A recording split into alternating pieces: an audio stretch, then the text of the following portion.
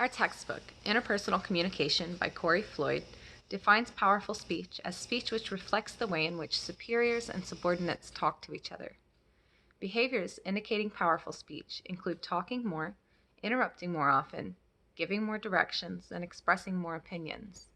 Indications of less powerful speech are behaviors such as talking less, asking more questions, and using more hedges or disclaimers. Phrases like sort of or I could be wrong, but. The textbook also states that American men, on average, use more powerful speech than American women.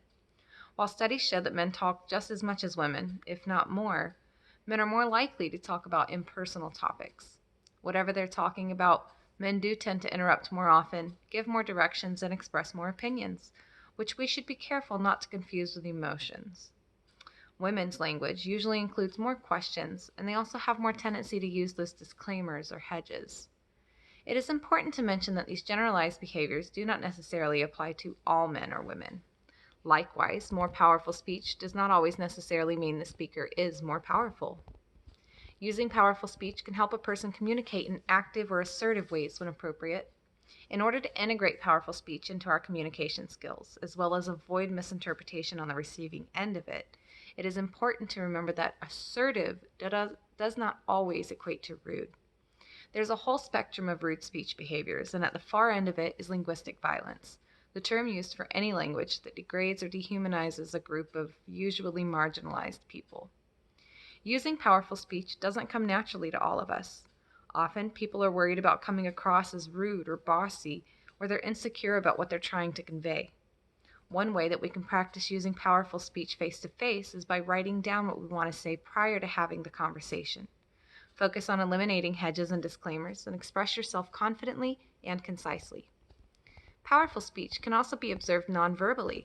When someone uses powerful body language, they usually make strong eye contact, use very purposeful hand gestures, maintain good posture, and are positioned toward the person they're speaking to. Their position may even seem almost in your face if they have a particularly indomitable presence. Typically, the people most likely to use powerful speech, regardless of gender, are those in leadership positions who often need to give very direct, concise instructions. This can be done effectively by expressing contributing opinions while evading emotion-driven input. It is the case, however, that powerful speech can be seen in any conversation which includes a person with an alpha personality. In other words, somebody who speaks with grounded confidence. Finally, remember that in some scenarios, less powerful speech is appropriate. Let's jump into some applicable examples of both powerful and less powerful speech. I once managed a gas station.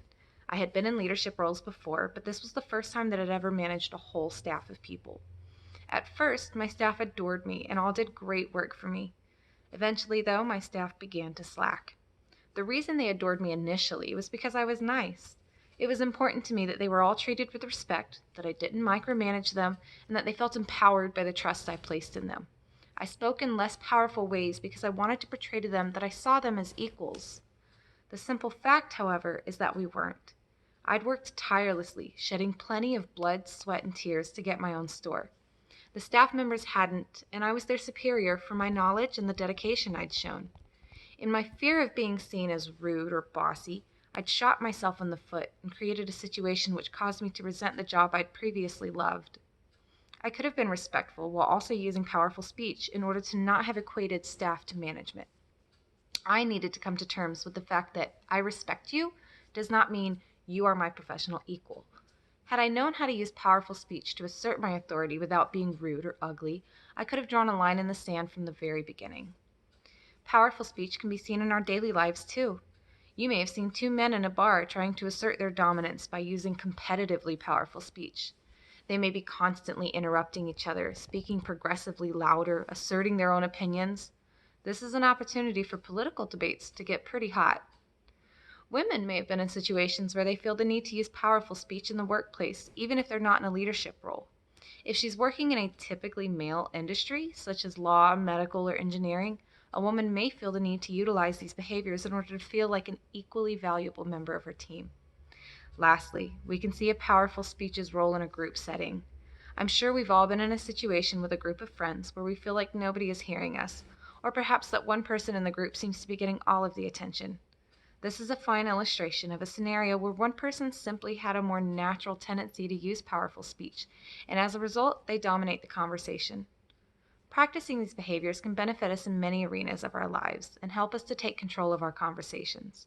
Whether we need to control a whole staff or simply feel like a valid contribution to a team, being aware of these powerful speech behaviors can aid in our ability to convey ourselves appropriately, as well as to better interpret the speech patterns of others and avoid misunderstandings.